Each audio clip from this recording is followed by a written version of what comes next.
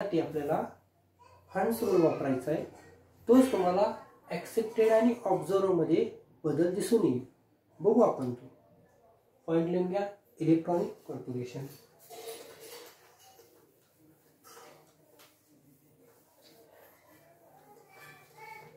मी table काढतोय तसं तुम्ही पण टेबल काढून घ्या.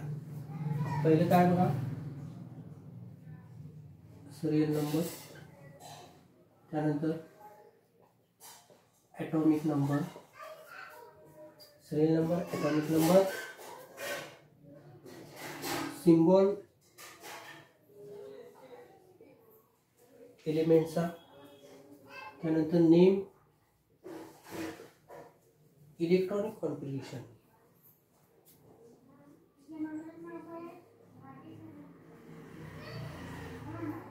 इलेक्ट्रॉनिक कॉन्फिगरेशन दोन आहे. त्यापैकी पहिलं कुठलं, ॲक्सेप्टेड इलेक्ट्रॉनिक कॉन्फिगरेशन. दुसरा आहे ऑब्झर्व्ह इलेक्ट्रॉनिक कॉन्फिगरेशन.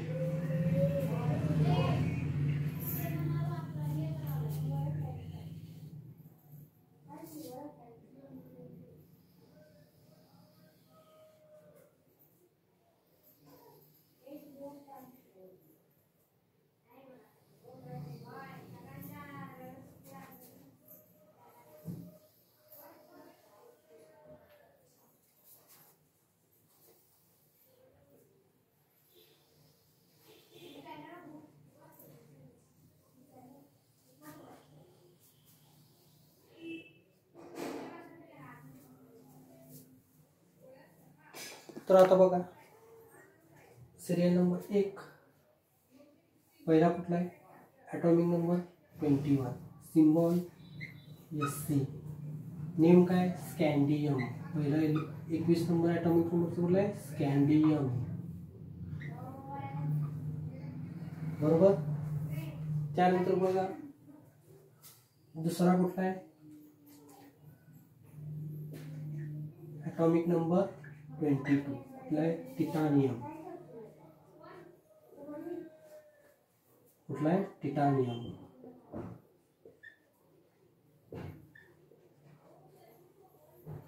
त्यानंतर कुठला आहे, ॲटॉमिक नंबर 23,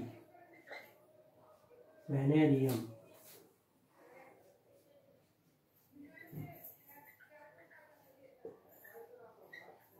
कुठला आहे, व्हॅनेडियम. ॲटॉमिक नंबर 24 कुठला आहे, क्रोमियम. कुठला आहे, chromium.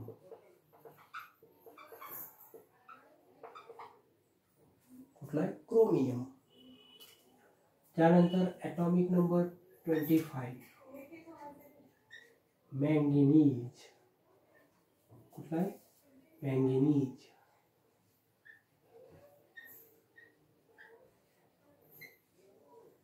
Atomic number 26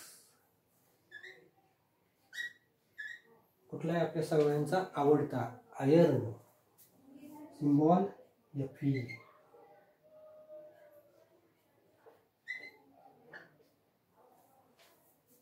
atomic number 27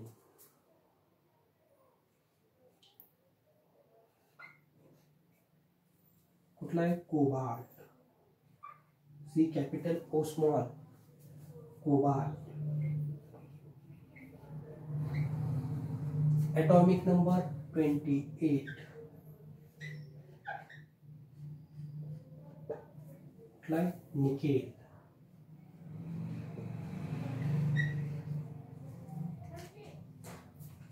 atomic number 29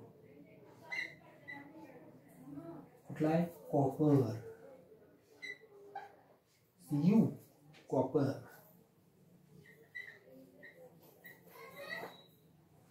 atomic number 30 कुठला आहे, झिंक. Symbol Zn. बरोबर. हे आपले 10 एलिमेंट झाले. आता आपल्याला करायचं आहे इलेक्ट्रॉनिक कॉन्फिगरेशन. पहिलं ॲक्सेप्टेड आणि दुसरं ऑब्झर्व.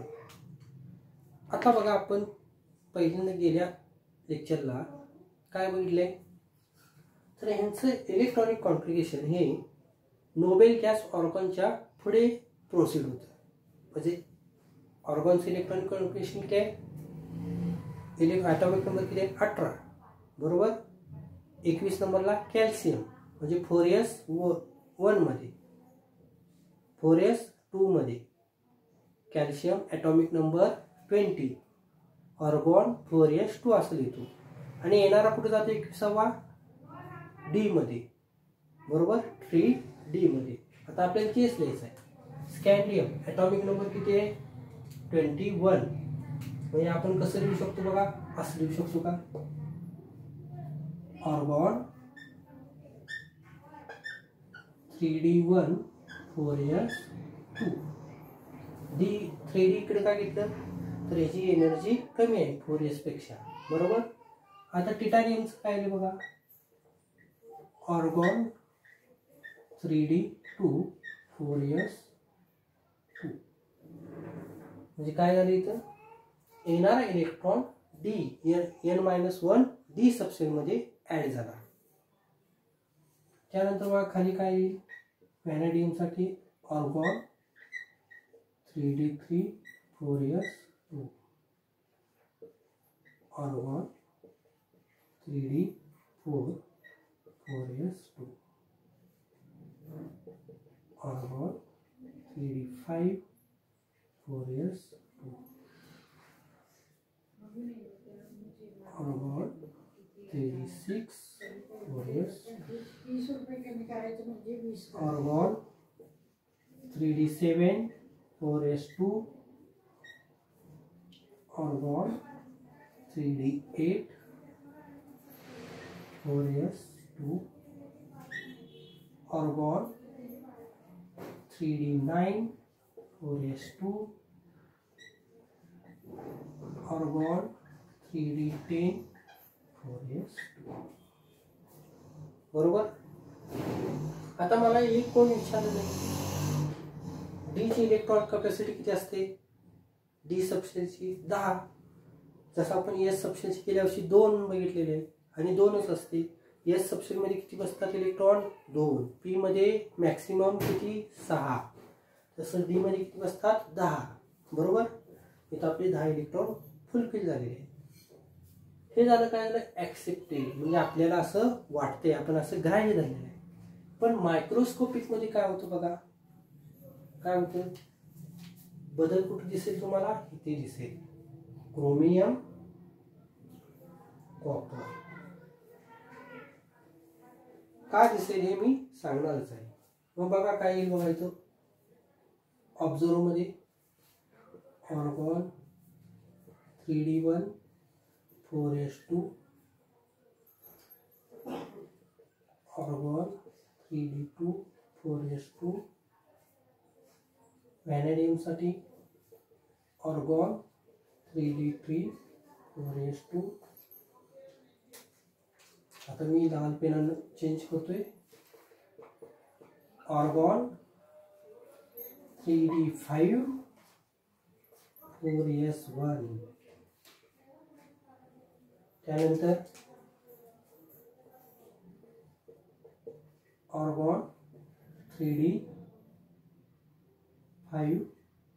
4s2,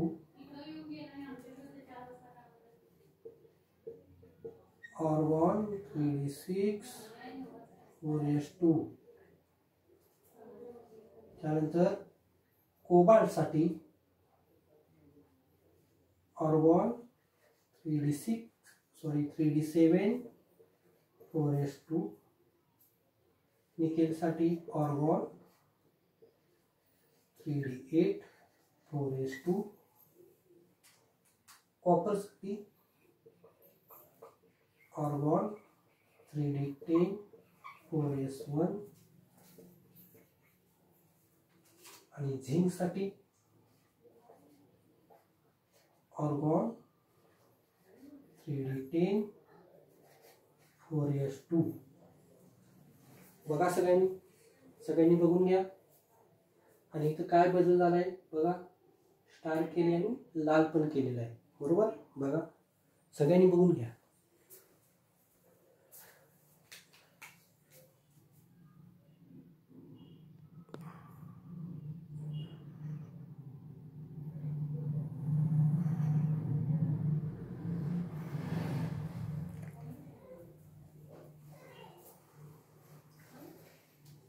पाहिलं सगळ्यांनी, समजलं काय झालं इथं, समजलं का?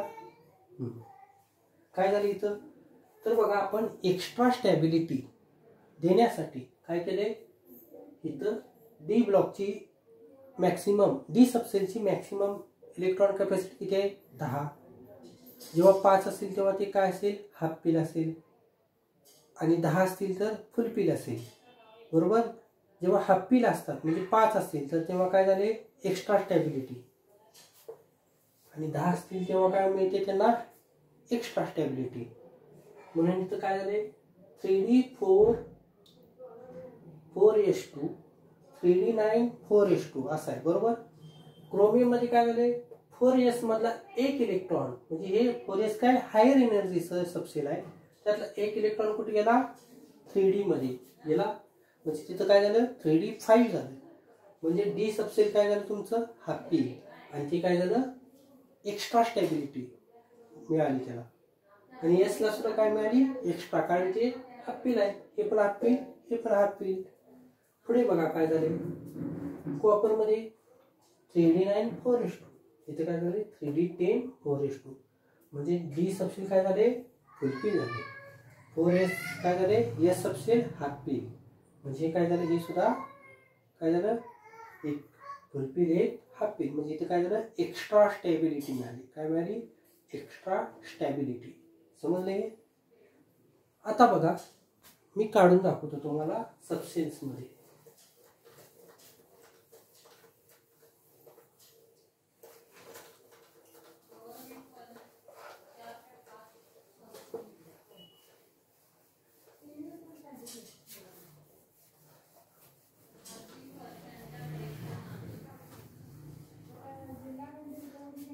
बघा काय, chromium atomic number 24, copper 29, atomic number 29. त्यांचं इलेक्ट्रॉनिक कॉन्फिगरेशन ऑर्गॉन 3D किती 4s2, बरोबर. हे ॲक्सेप्टेड आहे, आणि मी इथं काय लिहितो, ऑब्झर्व, हे ऑब्झर्व आहे, ऑर्गॉन 3D5 4s1. आता हे बघू आपण पहिल्यांदा.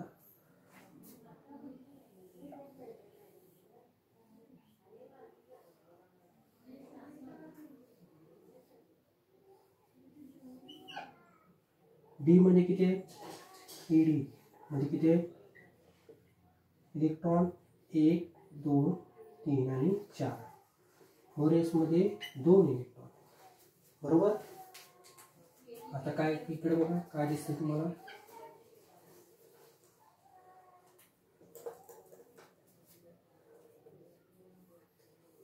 1 2 3 4 आणि 5, हे डी 3D आणि हे 4s. डी मध्ये किती इलेक्ट्रॉन इथे दिसतात, 1 2 3 4 5, आणि एस मध्ये 1, म्हणजे काय झाले, हायर एनर्जीच्या सबसेलमध्ये एक इलेक्ट्रॉन इथे काय झालाय, एक्साइट झालाय किंवा शिफ्टेड झालाय. त्यामुळे इथं काय झाले बघा, डी तुमचा काय झालाय, हाफ फील्ड, आणि एस सुद्धा काय झालाय, हाफ फील्ड. त्यामुळे हे काय झाले, स्टेबल, आणि कसे एक्स्ट्रा स्टेबल आहेत, एक्स्ट्रा स्टॅबिलिटी याला मिळालेली क्रोमियमला. तसंच कॉपरचं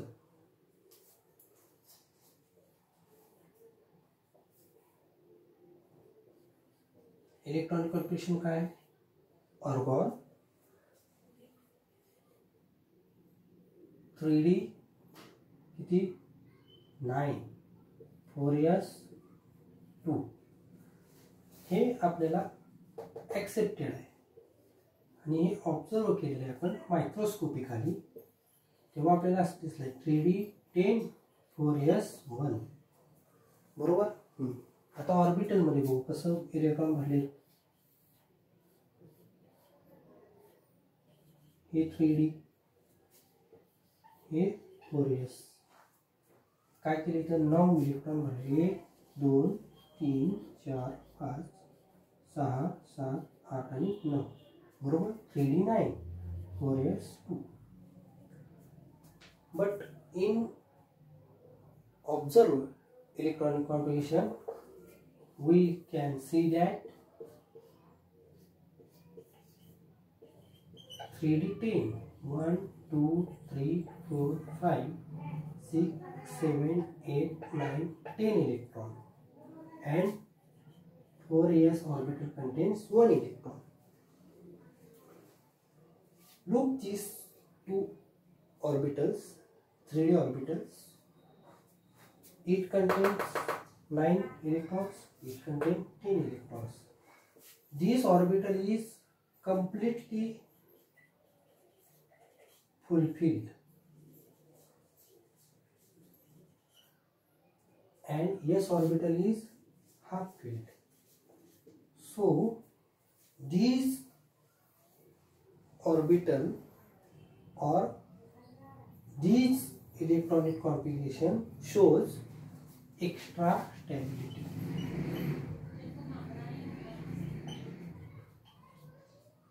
म्हणजे काय, इथं ह्या सेलमध्ये 9 इलेक्ट्रॉन आहेत डी सेल डी ऑर्बिटल मध्ये आणि इथे किती आहेत 10. काय झाले, इथला 1 इलेक्ट्रॉन इथं शिफ्ट झालाय, त्यामुळे काय झाले इथं एक्स्ट्रा स्टॅबिलिटी तयार झालेली आहे. म्हणून क्रोमियम आणि कॉपर या ठिकाणी तुम्हाला इलेक्ट्रॉनिक कॉन्फिगरेशन काय दिसेल, एक्स्ट्रा स्टेबल. कुठलं दिसेल 3D5 4s1 3D10 4s1 हे दिसेल. समजलं. आता बघा आपण असं लिहू शकतो का जर्नल इलेक्ट्रॉनिक कॉन्फिगरेशन कशासाठी 3D सिरीज साठी काय लिहू शकतो बघा, असं लिहू शकतो 3D सिरीज साठी जर्नल इलेक्ट्रॉनिक कॉन्फिगरेशन काय लिहू शकतो. नोबेल गॅस कुठला आहे आपला, ऑर्गॉन बरोबर आहे. त्यानंतर काय लिहू शकतो बघा, असं लिहू शकतो का 3D1 to 10 बरोबर आणि 4s1 to 2 लिहू शकतो. पूर्ण सिरीज साठी 3D सिरीज साठी लिहू शकतो का, लिहू शकतो. जर्नल इलेक्ट्रॉनिक कॉन्फिगरेशन असं लिहू शकतो. मग आता काय करायचं आहे, एक एलिमेंट सांगा मला कुठला, आयर बरोबर. मला हे माहित आहे. आता मला काय ठेवायचे इलेक्ट्रॉन, मी असं करणार ऑर्गॉन 3D किती नंबरला आहे, हा 6 नंबरला. किती 6 नंबरला. मग मी काय करणार 3D6 4s2 बरोबर. समजले. असं मी काढू शकतो. एक तुम्हाला ट्रिक दिसली नाही का, जादू मला त्याला काय बघा दाखवतो तुम्हाला. इलेक्ट्रॉनिक कॉन्फिगरेशन सुद्धा लक्षात ठेवण्यासाठी सोपं आहे 3D सिरीजचं. काय बघा असं स्कॅन्डियम ॲटॉमिक नंबर 21 असं मी लिहितो स्कॅन्डियम बरोबर. आणि मी काय केलं तुम्हाला पुढं असं केलं होतं ऑर्गॉन 3D1 4s2.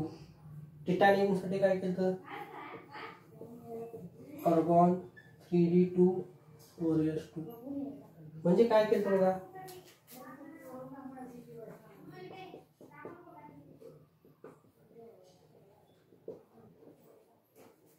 काय केलं ॲटॉमिक नंबर 21. इथं काय दिसते तुम्हाला डी मध्ये 1 4 मध्ये म्हणजे उलट केले बरोबर. म्हणजे हे लक्षात ठेवण्यासाठी सुद्धा सोपं आहे. टिटॅनियम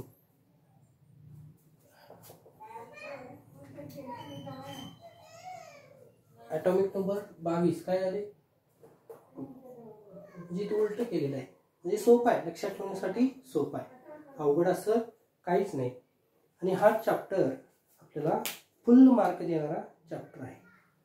त्यामुळं सर्वांनी व्यवस्थित करायचं. तुम्हाला नोट्स प्रोव्हाइड केल्या जातील आणि हा चॅप्टर झाल्यानंतर 25 मार्काची टेस्ट घेतली जाईल. समजलं? धन्यवाद. आणि काही जर क्वेश्चन असतील तुम्हाला तर तुम्ही ते ग्रुपला मला पाठवू शकता किंवा वैयक्तिक मला मेसेज करू शकता. त्यासाठी तुम्ही नाव पहिल्यांदा सांगा तुमचं आणि जो तुम्हाला क्वेश्चन आहे तो टाईप करा किंवा एका कागदावर लिहून मला पाठवू शकता.